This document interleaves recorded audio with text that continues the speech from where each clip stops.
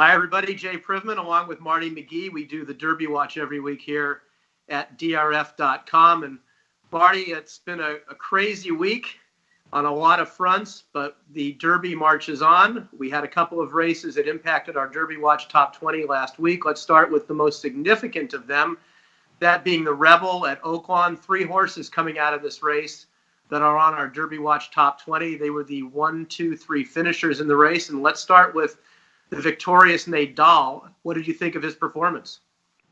Well, it was terrific. I mean, he went ahead and took the fight to no parole. He took a fight to Silver Prospector, who had him tracked all the way, and Silver Prospector faded, and he finally fought off Accession in the end. So I'm not sure that the rail wasn't really golden on Saturday, Jay. If you watch some of the other races, it seems like it did favor inside horses, but nonetheless, Nadal remains undefeated. He won a major prep, and now we'll have to see if he can hold serve, as he might say, for a number of months now to the September 5 Kentucky Derby.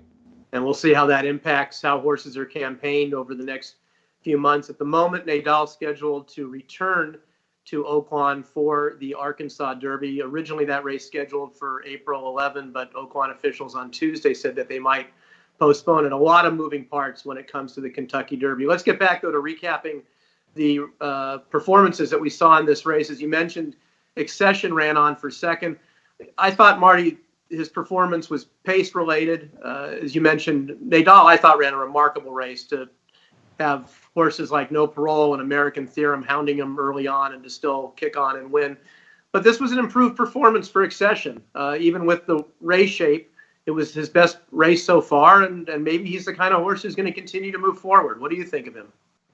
Well, you would have to wonder, though, Jay, if the sloppy track favored him. He broke his maiden at Churchill Downs last fall over a sloppy track. He had not run real well in his interim races, and suddenly he jumps up, sneaks up the rail, looms a major threat to Nadal at the end. He was a huge number, 82-1, which reflected some of his poor performances preceding that. But nonetheless, he was right there, gave Nadal everything he wanted until the final few yards, and clearly he looks like a horse who could move forward for Steve Asmussen and Calumet Farm.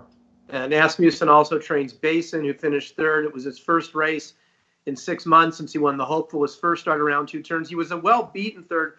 Marty, I thought I liked his race a little better than you did, I think. I thought, considering he'd been off for a while, it was a decent enough race on which to build.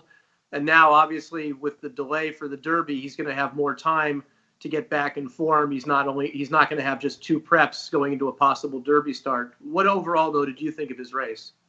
Well, yeah, Steve does have benefit of that. I don't know if he's just kind of a flash who he did win the Hopeful, and they will run the Derby a year after the Hopeful, so it gives some of his classmates time to catch up. But I thought it was an okay race. Again, I thought maybe the rail favored both Nadal and Accession.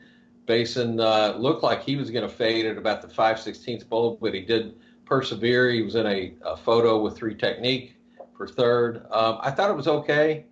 And, again, with all this extra time till the Derby, Steve will have more time to work with him.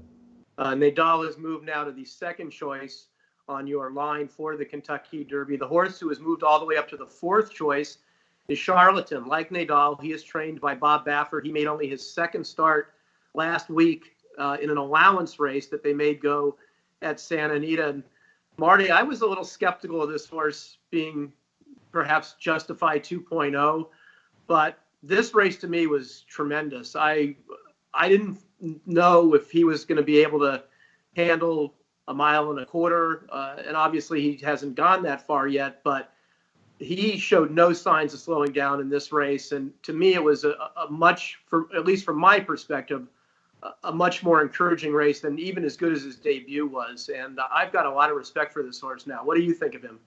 Well, I keep coming back to the Spikestown pedigree. He's by a sprint sire. He might be a miler type. We'll find out now that we have more time if he is going to be able to get the mile to the Kentucky Derby. But you know, he has run a 105 and a 106 buyer, and that's up there with the big boys already. So I'm sure that Bob Baffert's pretty excited about him. The pedigree fairly screams he's going to have distance limitations, but we shall see. Well, that's our look at the races that impacted the Derby Watch Top 20 from last week. Stay tuned here at DRF.com. Marty and I will preview the Louisiana Derby. That's the big point scoring race this weekend. For Marty McGee, I'm Jay Privman.